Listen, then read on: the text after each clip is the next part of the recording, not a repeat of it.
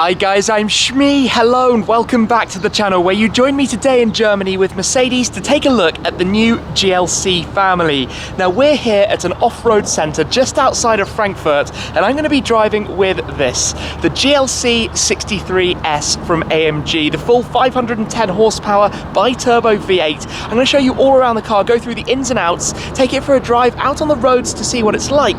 Then we'll be coming back here to go venturing off-road to experiment with the car there as well. So let's get started then, the new and updated GLC.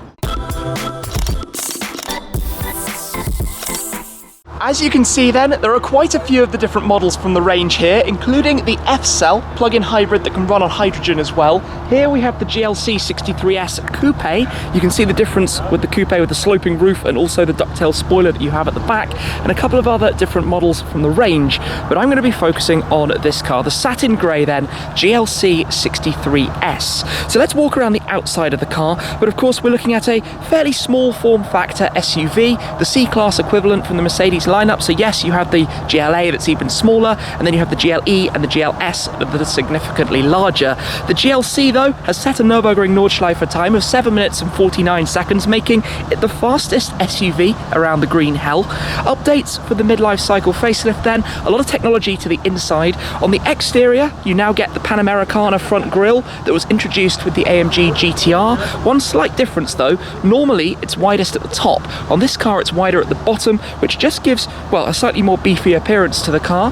There are new headlights, also new tail lights around the rear, but you can see those distinct running lights top and flanking around the sides. Down at the bottom as well, it gets the A-wing style design. Again, a very sporty appearance. You can see lots of openings for cooling going on through there to get towards the V8. As we come around towards the side, you've got the 21-inch wheels on this car, the AMG carbon ceramics with the gold calipers as well. You can see the silver chrome package around the exterior, contrasting against the satin grey. And then you get here where you've got those new distinct tail lights with the two separate sections on the boot lid as well. Lots of luggage space capacity back there. And down at the bottom, some slightly larger tailpipes as well, 9 centimetres in diameter for those. On the inside though, many of the updates to the car have been done inside here. Taking a step inside, a new finish for the AMG performance seats. These are only available on the S version, so you can get the 63 non-S. The S gives you race mode and a few other bits of technology and driving dynamics elements as well. Taking a step inside here, and I'm just going to fire the car up and bring it into life.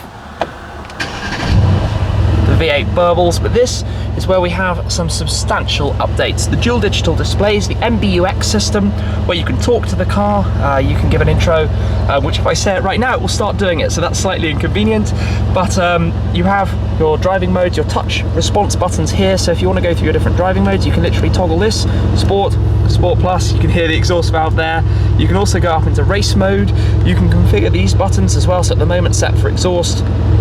This would be manual for the gearbox, or you can give a press of this and change the function, change exactly what it does. So lots of configurability directly from the steering wheel. The sound is mega, so cool in an SUV. But these displays, very high resolution, lots of information in here. I've been really impressed with this. I just had a quick drive in the car already, and I'm going to show you more of it later on. But lots and lots of detail, works very, very nicely. So I think the main thing today would be to take the car out for a little drive. We'll start off on the roads to get a feel for it out there before we come back here to test it out on the off-road track later on. But this is the new GLC. Let's go drive and see what it's like. There's a route that's preloaded on the navigation, but we are currently in race mode, and I think it would be more appropriate to pop that down to comfort to get things started, where the revs drop, the exhaust valves close, it all gets a little bit quieter. It actually idles at higher revs when you're in the Sport Plus or race modes. Behind the steering wheel, you've got the stalk for the 9-speed AMG speed shift, the automatic gearbox. Foot on the brake, press that down, and you go into gear. We will head on out immediately. And in comfort mode, one of the big things about this car is how variable it is in terms of its dynamic capability. The air suspension, for example, has multiple stages of adjustment. In race mode, you have AMG Dynamics, which is the new system that was introduced on the C-Class amongst other models. Again, only on the C63 or the GLC 63S versions. But AMG Dynamics really gives you the master settings in terms of traction, torque vectoring, and how the car is set up and what it allows you to do if you take it to the racetrack, which is slightly ironic given that we're driving an SUV to be talking about taking it to the racetrack, where at the moment we're driving it in comfort mode for a nice leisurely gentle stroll. I've got a brilliant head-up display, lots and lots of information floating on the windscreen in front of me, and this is cool. What you can see on the navigation now, how it overlays the camera view and shows you what you would be looking at or where to turn based on the actual navigation route. So as you could see it there, and then back to the main map view, it literally has this augmented reality floating display. So basically in here you've got AMG performance seats, you've got the AMG steering wheel, you have a lot of AMG, we could say, in a normally otherwise kind of family-based small form SUV. The thing though, cruising along, what could I possibly complain about? Maybe it's a little bit firm. You notice already that the suspension, even in the softest setting at the moment, is on the firm end, but you do have to have that when you consider the weight and size. And this is a car, by the way, with 510 horsepower, 700 newton meters of torque, and it will go 0 to 100 kilometers per hour, 62 miles per hour, in under 4 seconds, 3.8 seconds, and onto a top speed with the AMG Dynamics, AMG drivers package that the car has. I've got lots of navigation telling me what to do. With the AMG drivers package, it will go to a top speed of 280 kilometers per hour. So this thing is no slouch at all. And again here on that central display, the way you can see where it's telling me to go, that is really, really cool. So this is all part of MBUX. So I could say, hey Mercedes, how may I help you? Set the temperature to 19 degrees. 19 degrees on the driver's side. It's that easy. What about, hey Mercedes, how may I help you? Set the interior lighting to blue. Okay, I'm changing the color. It's that easy. You just talk to the car and it'll do exactly what you want out of it.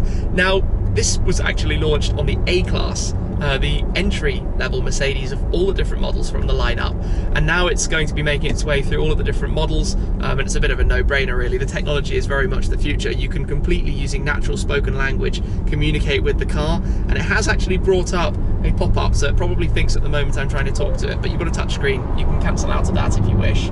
You've got all the usual features: adaptive cruise control, blind spot monitoring, lane assist, steering wheel assist, the pre-save things that will help brake the car if it thinks there's going to be an accident in front of you. The beeping you heard there was because I put my indicator on as there was a car alongside me. Safety systems wise, these cars are just absolutely loaded with everything. But now that we're on a small stretch of Autobahn, I can pop the car into, let's say, Sport Plus. There is a button here for manual, or the button on the steering wheel. Drop down some gears, get a little bit of the noise out of it. Oh, this is where the fun begins. And the burbles and cracks, as we love from an AMG engine. And yes, the new generation of cars have to have this filter on the exhaust. I'm sure you know all about this now, the OPF, or various different names that it has, which does mute the sound a little bit. It adds some weight at the back, it cuts the sound. It's all to do with emissions and the new WLTP emissions regulations. So you don't get quite as many cracks from the 4-litre bi-turbo V8 now that you did when this engine existed in the first round of cars. Of course, this was already a downsizing from the big 6.2 V8s that AMG were famous for before originally. But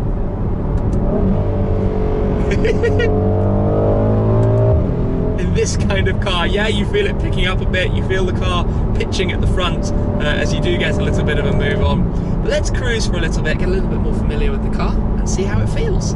A car like this in the crossover segment basically covers all bases. We've driven it in town, I'm going to head now into the countryside, we'll go also to the Autobahns, and finally we will try the off-roading as well. So we've got a nice twisty road just here, so I am actually just going to press the manual button so that I can downshift using the paddles on the back of the steering wheel, drop it down into first gear. Now the thing with this, like just about every car these days, is it is simply too fast. You're at the speed limit already.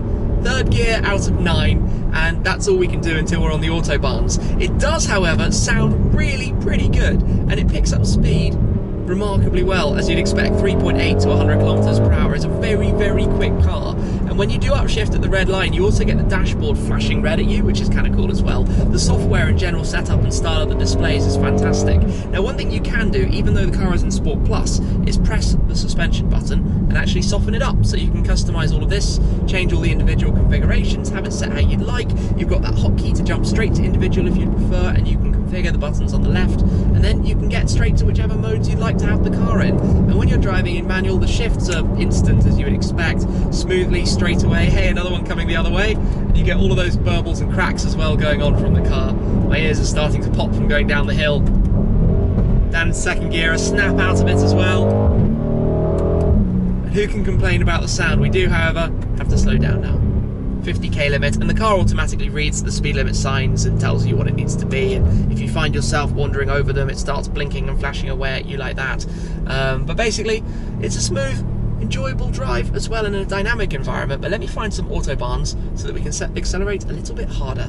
Alright then, now I'm expecting it to be quite busy out on the Autobahns today, but fingers crossed we have a small stretch that will be de-restricted. It is actually de-restricted immediately as soon as we're pulling on out, so I've got it on automatic I think at the moment. Still in the softer suspension setup though, which is a pretty good configuration for the Autobahn. And in fact, foot down, 160, 170, 180, 190, 200, 210, 220, 230, it's a fast flowing Autobahn today, 240, 250 kilometers per hour.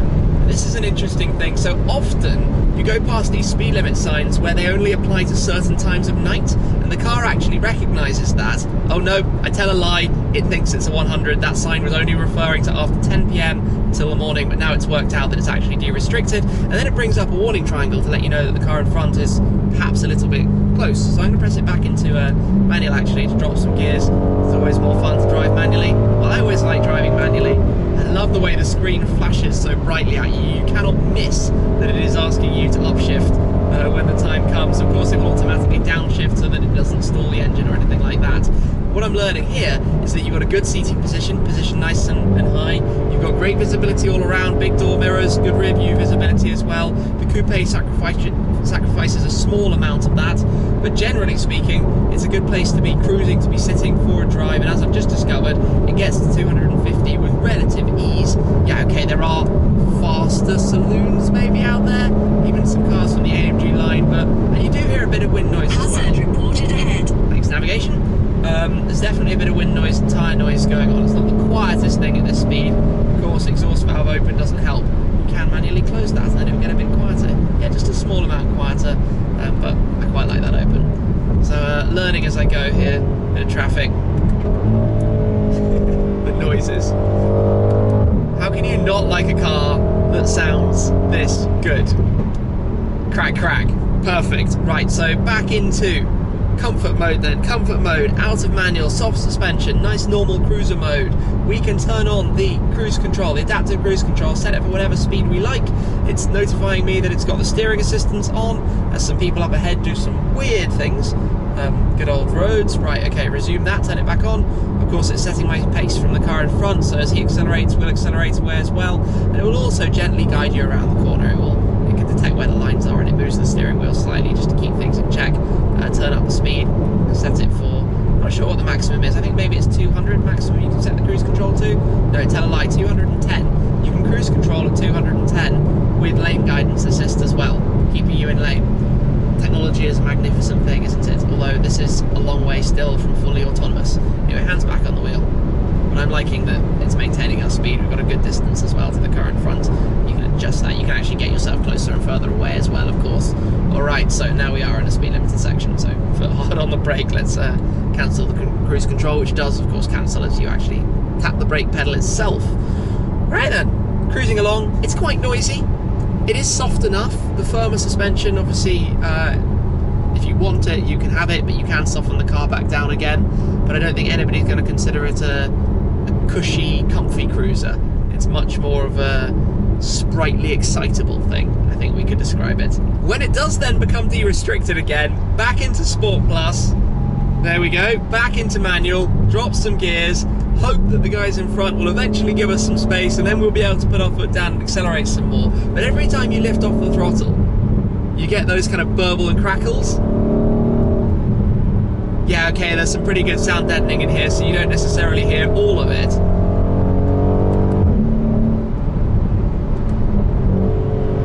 Yeah, unfortunately it's looking a little bit busy up ahead, but you can hear some noise. And away we go then. It's looking a little bit busy, but it carries speed very, very, very well. And then we've got some roadworks as well, which is definitely going to mean hard on the brakes, drop down all of the gears. Okay, more shifting than you need. But I do love the noise and the cracks that it makes when you do it. Back at base then with all of the different models, as you can see, lined up behind me, from the 300s to the 63s, the different body styles, the coupes and the normal SUVs.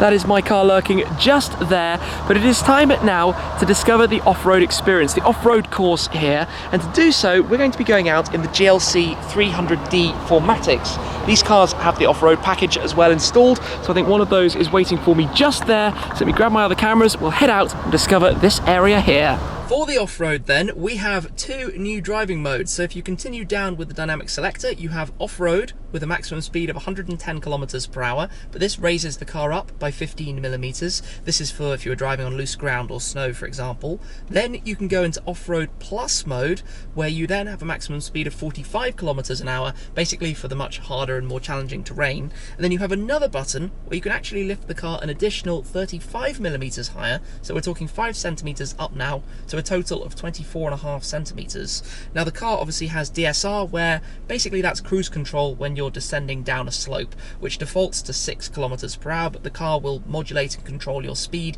without you having to worry about the throttle or brake as it goes down over the tricky terrain. So we've got a track here beckoning, let's go out and drive. This is already looking a little bit interesting then, and we can turn on the cameras, which I know are going to give me a rather cool view, but we're going through this tunnel. The car controls the speed with which it descends. Of course, we've got a lot of ground clearance, so we're able to get over all of this muck going on below. And then we come through here. Okay then, all slightly unusual, and that is very, very cool with the illumination as well from the lights. So you can use DSR between 2 and 18 kilometers per hour. Like I said, it is basically cruise control for driving through this kind of terrain. Going up a ridiculously steep hill here, we can try the hill hold assist. So let's come to a stop, something like that. And if I turn off the cameras, actually, we're currently at 41-42%. So if I lift off the brake, foot on the throttle again, wow! I'm gonna put the cameras back on so I can see over the brow. That did a pretty good job. Next up is having the car at a bit of an angle. The maximum angle is 35 degrees. We're heading around this banking then. And if I turn off the cameras, we are currently at 26. Yeah, this feels quite sideways. I'm not gonna lie, I'm having to kind of cling on a little bit as we come back down. So it's doing this quite effortlessly, it has to be said. This next hill we're going up, I'm gonna come to a stop on the hill, and then the car, as a safety feature, controls the speed of descent if you roll it back. So rather than stalling and then you kind of whooshing all the way back down to the bottom, it controls your descent at 2 or 3 kilometers per hour in reverse. And then you can give it another go and make it all the way up to the top of the hill. In front of me here is a hill that I don't think I could walk up. It's 63 degrees and we're gonna give this a go. So the trick is to keep the car moving, don't stop on this one, and literally up we go. Wow, wow. That was quite roller coaster-esque. We are getting a little bit of the axle twist going on here, and we're gonna have a lovely view in a second. I think you always have to do this very carefully as we lift the car up and probably put some wheels up in the air. Yeah, let's see if we can balance this. There we go. That view in front of me is ridiculous and very delicately does it. There we go. We are kind of floating. Too dramatic. That's hard. Straight underneath a bridge that I've just driven over, we're now wading. Maximum wading depth is 30 centimeters. Easily done. Cruise around. The fun thing about what I've just been doing then is that you can actually do that in the 63 as well. You can have the off-road package in the normal 63. Of course, you'll lose a little bit by way of ground clearance in terms of approach and departure angles with the sportier bumpers. But let me take a step in to show you a little bit more around the interior of the car. Some of the other features that we have in here. And to do so, I'm just going to start it back up. Thunders into life. So on the dashboard in front of us, You might have seen this on some of the other AMG models, but basically you've got the touch controls here for the left screen and the touch controls there for that screen, which is also now a touch screen. On the previous generation, it was a narrower display and it wasn't touch, so you couldn't just interact with it this easily. And it's all very high resolution, very clear, very nice displays. So in here, for example, you can look at some of your assistance information, your adaptive cruise control, your last brake, suggesting if you should have another one. You've got service information, the AMG performance displays, where you have things like your G sensor, your boost pressure. You can see also the power and torque charts that you have as well. Lots of different bits of information. You can also bring up trip, navigation. You get the point. You can change this and configure it how you'd like and have the right bits of information showing, and also configure the head-up display, which you might just be able to see here. Zoom in a little bit, you can see the information that you have there on the head-up display. It would also give you your navigation instructions at the left, but like I said earlier, lots and lots of clear information on there. And again, you have the ability to completely customize the display depending which style you would actually like out of it. And this all changes and moves around really quickly. Very impressive. And over on the right side, look at the information you've got there too.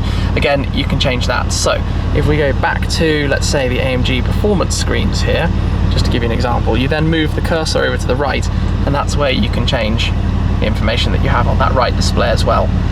Similarly set up at the moment with the AMG performance, but you can set it and choose what's being displayed exactly as you would like. Around the car here, you have your adaptive cruise control settings on that side. On the right side, you have all your media settings, and then, like I said, you have these touch controls where you can change a whole number of different bits of functionality and which ones you'd like to have on which of the buttons. And on here, a press of it will take it straight to individual mode, which can be configured as you would like. You've also got the slippery mode, but if we just go to race mode here, just by way of an example, traction control button just here, turn that off, press and hold, one press puts it in sport.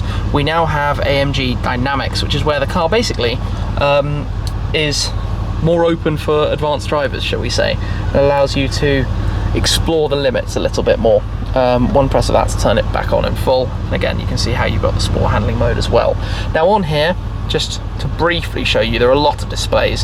AMG track pace, this is where even in a GLC, it will give you your lap time information. You can see there actually, Hockenheim GP circuit is loaded up on the system, but drag race, this is actually really clever.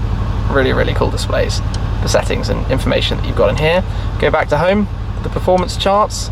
You can bring up certain specific displays which give you some great information about what's happening while you're driving. You can see again there, actually that's really cool. What we're looking at there, the consumption chart, not the best given I've just been driving on the Autobahn. And then plenty, I wasn't trying to go into the store right now, I wanted to go into the settings. There we go, load that up, and you've got a lot of different things in here. Assistance, camera and parking. Oh, wow, look at this long list of assistance settings. Vehicle settings, the different lights, ambient lighting, oh yeah, blue of course, as I set it earlier when I was talking to the car. System settings, owner's manual. There's a lot going on in here that you can configure, adjust, change and set. Works very nicely. A big fan of this system. Beneath it, we've got lots of carbon fiber trim going on in here. We've got the Dynamica for the steering wheel with all the yellow accents. You've got your climate control settings, a few other buttons and hotkeys. Inside this storage area, you've got your wireless charging pad, USB-C port, some cup holders as well. The key detection is just inside there, and the cup holder if required. At the bottom you've got the touchpad where you can interface again with this should you wish. There are so many different ways of controlling this car. Hotkeys at the top as well. Your dynamic mode selector, manual, your triple suspension settings, your ESC button, volume control, exhaust, auto start stop, and then the button for the cameras as well. And inside the cameras you have a great set of different views, whether you want to look left and right, and of course with the door open we've got a blind spot on that side. Just close that so you can see a little bit more. You can look just forwards, you can set exactly what view you would like, and you can have active parking assist as well to help you park into a space to make your life that touch easier. Continuing further down then, we've got the armrest, lots of storage space in here, some USB ports as well. They've provided some cables, but a nice big storage bucket in the center console. The seats we touched on a little bit. Normally I find the AMG performance seats really quite firm. Today I've actually quite enjoyed them. They're a new finish to the seat, a new look. They look very cool and go in pretty nicely with the rest of the car as well. but they are definitely on the firm end.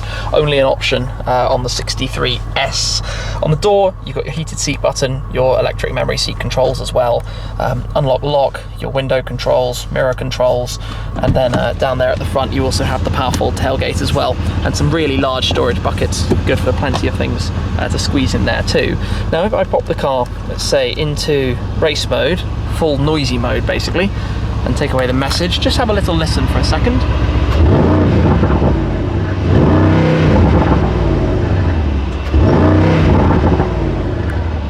Not bad from the burbles and crackles that it makes, hey? Not bad at all. Down here, light controls, your electronic handbrake release, other light controls and wipers, all controlled from the left stalk because of the way you have park, reverse, neutral and drive on the right stalk. That is more or less it though for our interior tour. Up top, your usual light controls that you'd expect to find up there. These very nice lights underneath, pretty decent sun visors as well. Good blocking out, and the Burmester sound system in here too. So engine off for the moment. Let me just take you through towards the rear. The seat is of course in my driving position so that we can see how much space is available behind, and I can already tell you that it is going to be plenty. The performance seats are quite thin, but I mean we're talking a good 10 centimeters in front of my knees, and in terms of headroom in the normal car, masses, absolutely masses, no shortage of space up there whatsoever. And the rear of the car finished as well in a similar way to the front, the same kind of trim level and features and functionality and appearance that you would expect from a premium crossover SUV. The armrest here, storage bucket in the center, I think the cup holders that open up out of the end as well. So you can see how all of this works with the yellow stitching, the same finish to the seats. It's all very nice actually, and the chrome trim on the back of the performance seats is a nice touch too. Coming out then, let's go have a quick look inside the rear where my luggage is currently housed. Oh, didn't close the door properly. Let's give that a proper press. So back here, one press on the button, that will of course open up. Inside here, plenty of space. You've got the load cover up top, you've got the 40-20-40 folding rear seats, you've got some storage cabins here at the side as well, and you've also got the ability to lower the suspension from a button here, and the other button folds forward the seats, so this makes life a little bit easier, just so you don't have to lift things quite so high to get over the back of the tailgate. Small bit of space under here, of course lifting this up with my suitcase on top, but just a small amount of extra space down there. Otherwise, I think that's more or less all there is to show you of the back of the car. It would be rude not to pop open the engine bay and have a quick look at the V8 power plant inside here. So my mission is to find the lever. There we go. Let's come round. Always a challenge to work out where the catch is on a car when you haven't pre-tested it. So let me see if I can find this. Yep, there we go, got it. Very nice, one man, one engine, AMG engines from a Falterback. The 4-litre bi-turbo V8, as we said earlier, in this car with 510 horsepower, a little bit less than that in the non-S variant, and this will take you onto a top speed of 280 kilometers an hour with the driver's package, 250 kilometers per hour without it.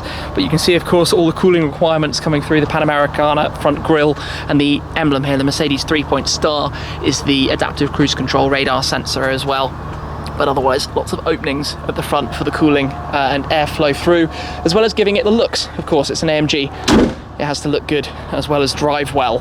So that has more or less been a tour then of the new GLC 63S. Surrounded here by the entire model range and lineup, the F-Cell as well, featuring EQ power electrification. You can see all the various different options, models, trims, appearances. The grills are different on the different cars. The F-Cells you can spot with their blue highlights. The AMGs you can spot with the Panamericana front grills, as we have on both of these, and the Mercedes-Benz and other models, all with slightly different grills as well. But this has been the car I've been driving. Certainly had a good time with it. Has to be said, the ride is on the firm end. You would expect that from an AMG SUV to keep the car dynamic despite its weight and height. Of course, the center of gravity being raised, it needs to be at the firm end to give you good control on the roads. Practicality wise, everything else technology wise, it's up there with the very best. I think I really do enjoy the level of tech that you have in the car, and now we've seen what it can do off-road as well. Yes, driving in the 300D as opposed to a 63, but you can have the off-road package available as well. All sorts of different configurations and packages that you can have on the car. So a very high level of equipment, very impressive car overall. I enjoyed the GLC 63 Coupe when I drove it before the pre-facelift. This just brings in the latest round of updates that Mercedes and AMG have introduced across the line, which I would say is an absolute must, and now very nicely received on the GLC. So that is it for today. Thank you very much for watching, as always, guys. I hope you've enjoyed this proper look at the facelifted model. But that's it for this time. I'll see you again very soon. Cheers.